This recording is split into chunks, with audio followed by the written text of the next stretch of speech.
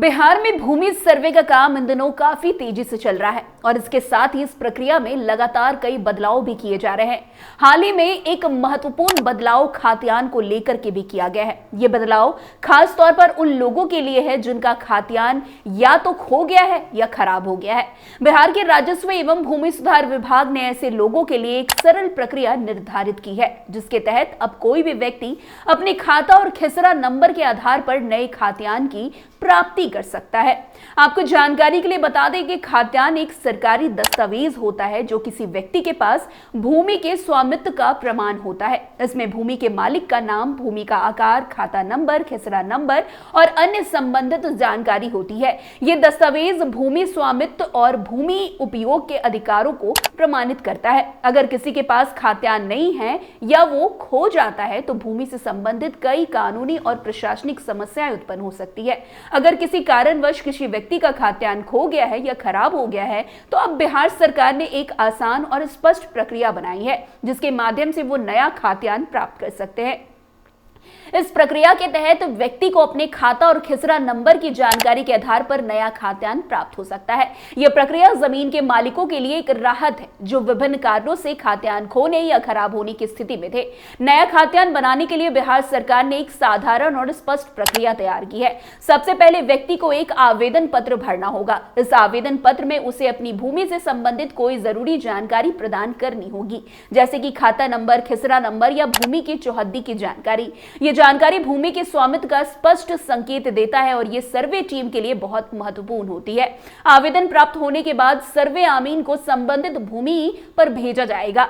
सर्वे आमीन का कार्य यह होगा कि वो भूमि पर जाकर आसपास के किसानों से जमीन की चौहद्दी की पुष्टि करे। यह एक महत्वपूर्ण कदम है क्योंकि यह सुनिश्चित करेगा कि भूमि वास्तव में उस व्यक्ति की है जो आवेदन कर रहा है। सर्वे आमीन द्वारा की गई चौहद्दी की पुष्टि के बाद यह प्रक्रिया आगे बढ़ेगी। चौहद्दी की पुष्टि से यह साबित हो जाएगा कि जमीन का वास्तविक स्वामी वही व्यक्ति है जो खाद्यान्न के लिए आवेदन कर रहा है।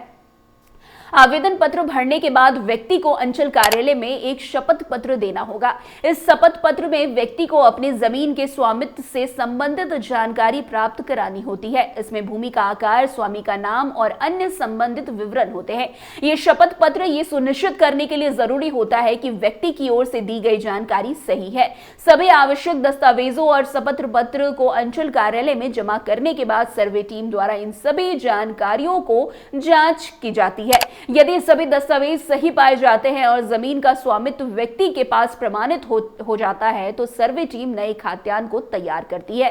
सर्वे टीम द्वारा जांच की पुष्टि होने के बाद नया खाद्यान्न तैयार किया जाता है। यह खाद्यान्न अब व्यक्ति को दिया जाता है जो उस जमीन के वास्तविक मालिक का प्रमाण होता है। इस प्रक्रिया के बाद व्यक्ति को अपने नाम पर खाद्यान्न मिल जाता है और वो भूमि के स्वामित्व के अधिकार का उपयोग अच्छे से कर सकता है। आपको बता दें ये प्रक्रिया पहले से काफी सरल और तेज हो गई है। बिहार सरकार ने समय सीमा निर्धारित की है, इसके भीतर नया खाद्यान्न जारी किया जाना चाहिए। हालांकि ये समय सीमा विभिन्न जिलों में अलग अलग हो सकती है, लेकिन सामान्यतः ये प्रक्रिया कुछ सप्ताह के भीतर पूरी हो जाती है। नया खाद्यान्न बनवाने की प्रक्रिया में कुछ अन्य महत्वपूर्ण बातें भी हैं जिन्हें जानना आपको बेहद जरूरी है। खाद्यान्न बनाने की प्रक्रिया में कुछ शुल्क भी हो सकते हैं जो कि राज्य सरकार द्वारा निर्धारित किए जाते हैं। ये शुल्क मामूली होते हैं और केवल प्रशासनिक कार्यों के लिए लिए जाते हैं। नया खाद्यान्न बनाने से पहले यह सुनिश्चित किया जाता है कि व्यक्ति द्वारा दिए गए सभी दस्तावेज सही हैं या प्रमाणित हो।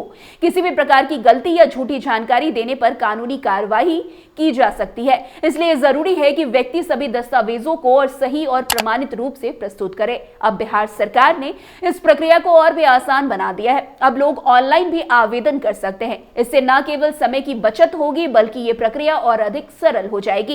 इस प्रक्रिया का एक और बड़ा फायदा यह है कि यदि भूमि विवादों को भी हल करने में ये काफी ज्यादा मदद करेगी। अगर किसी भूमि पर दो या दो से अधिक लोग दावा करते हैं तो सर्वे टीम द्वारा किए गए जांच से यह स्पष्ट हो जाता है कि वास्तविक स्वामी जमीन का है कौन। इससे भूमि विवादों में स्पष्टता आती है और विवादों का समाधान होता है। आपको बता दें, बिहार सरकार ने भूमि स्वामित्व से संबंधित कई महत्वपूर्ण बदलाव किए हैं, जिसमें सबसे बड़ा बदलाव खाद्यान्न को लेकर है। अब अगर किसी व्यक्ति का खाद्यान्न गुम हो गया है या खराब हो गया है तो वो आसानी से नया खाद्यान्न प्राप्त कर सकता है। इसके लिए उसे कुछ सरल कदम उठाने होंगे और आवश्यक दस्तावेज जमा करने होंगे। इस प्रक्रिया को सरल और पारदर्शी बनाने के लिए सरकार ने कई ठोस कदम उठाए हैं, जिससे आम नागरिकों को अधिक सुविधा हो रही है। वैसे इस प्रक्रिया के माध्यम से भूमि स्वामित्व का प्रमाण पत्र प्राप्त करना अब पहले से कहीं अधिक आसान हो गया है। ये न केवल भूमि स्वामियों के लिए राहत का कारण है, बल्कि ये भूमि से संबंधित विवादों को भी सुलझाने में काफी मदद करेगा। बिहार सरकार की ये पहल भूमि सुधार की दिशा में एक महत्वपूर्ण कदम है, जो राज्य के नागरिकों को उनके अधिकारों का प्रमाण प्राप्त करने में काफी मदद करेगा। तो फिलहाल आज की इस खबर में इतना ही। अन्य खबरों में हमारे साथ ऐसे आगे बने रहे और देखते रहे। तब तक के लिए कैपिटल टीवी बिहार। धन्यवाद।